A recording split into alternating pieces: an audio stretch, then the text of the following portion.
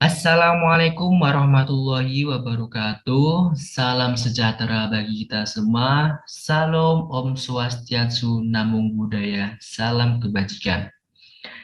Di sini saya akan mempresentasikan pengantar akuntansi dan keuangan rumah sakit dalam konteks pembahasan konsep akuntansi dan keuangan rumah sakit.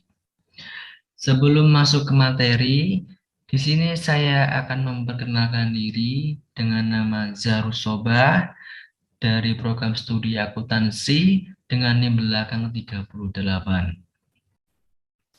Oke, kita langsung saja masuk dalam materinya ya.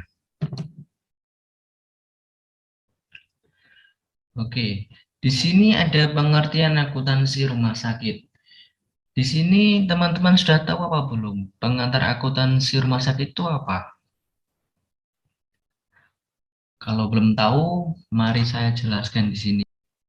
Akuntansi rumah sakit yang merupakan salah satu kegiatan dari manajemen keuangan, yaitu salah satu sasaran pertama yang harus diperbaiki agar dapat memberikan data dan informasi yang akan mendukung para manajer rumah sakit dalam pengambilan keputusan maupun pengamatan, serta pengendalian kegiatan rumah sakit.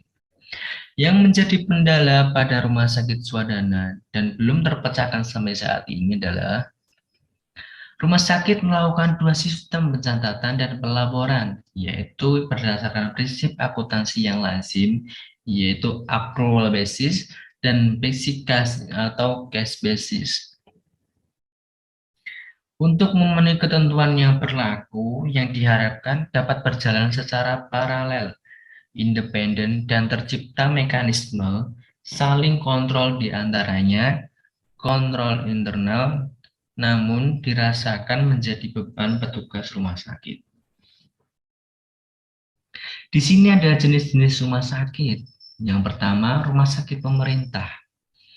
Rumah sakit ini milik pemerintah. Ini dibedakan menjadi rumah sakit milik pemerintah pusat yang dikenal Rumah Sakit Umum Pusat atau RSUP, dan rumah sakit milik pemerintah provinsi dan kabupaten atau kota yaitu RSUD.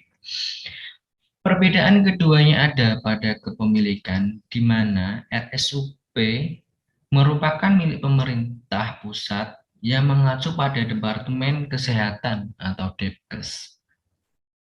Sedangkan RSUD merupakan milik pemerintah provinsi dan kabupaten atau kota dengan pembinaan urusan kerumah tanggaan dari Departemen Dalam Negeri.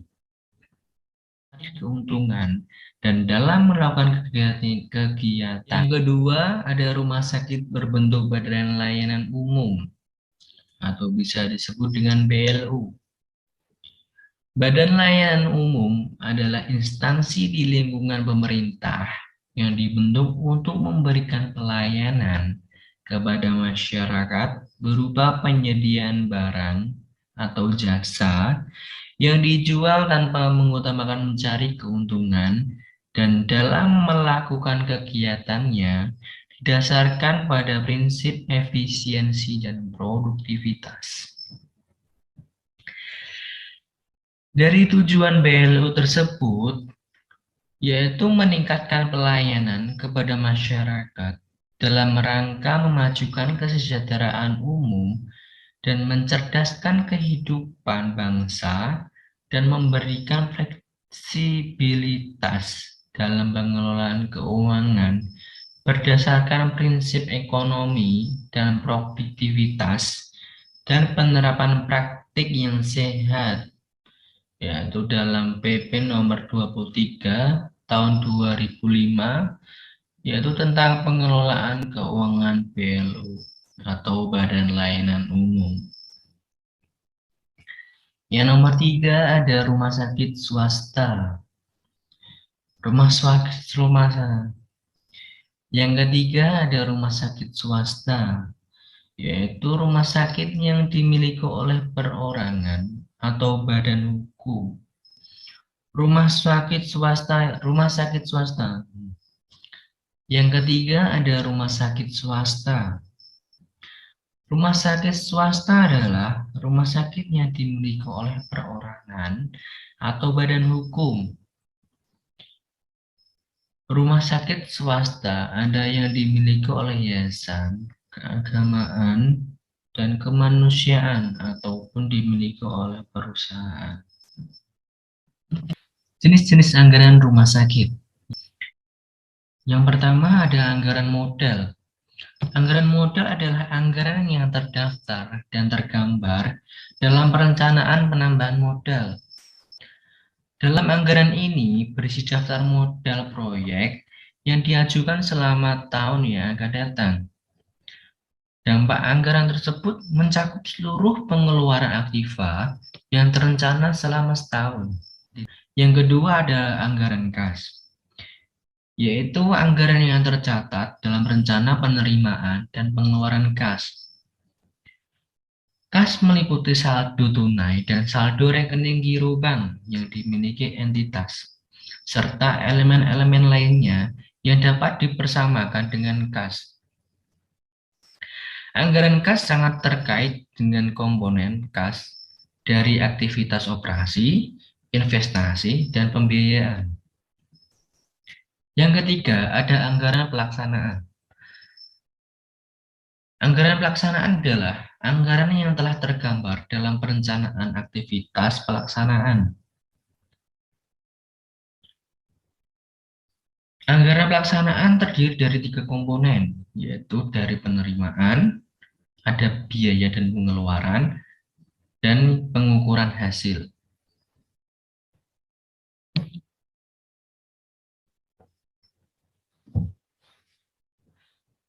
Di sini ada ruang lingkup akuntansi rumah sakit. Yang pertama, ada laporan hasil usaha. Walaupun rumah sakit pemerintah berorientasi sosial maupun berlaba, namun dengan perubahan menjadi unit swadana, maka mencari laba usaha itu sangat penting, walaupun bukan menjadi tujuan utama dalam pendirian rumah sakit tersebut. Sisa hasil usaha rumah sakit swadana berbeda dengan SHU badan usaha lainnya atau rumah sakit yang berbentuk PT. Pada rumah sakit swadana, tidak ada bagian yang diserahkan kepada pemilik sebagai dividen. Nah, yang kedua, yaitu ada neraca yang bisa disebut dengan laporan posisi keuangan yang menunjukkan kondisi atau posisi keuangan suatu entitas pada suatu tanggal tertentu. Yang dimaksud dengan posisi keuangan yaitu posisi dari aktiva atau harta, kewajiban, dan modal. Yang ketiga, di sini ada laporan arus kas rumah sakit, yaitu berisi informasi tentang arus kas atau setara kas masuk dan keluar selama periode tertentu yang berasal dari aktivitas operasi, investasi yang berjangka pendek, dan pendanaan. Tujuannya yaitu untuk menilai kemampuan organisasi rumah sakit dalam menghasilkan kas dan menilai kebutuhan arus kas keluarnya.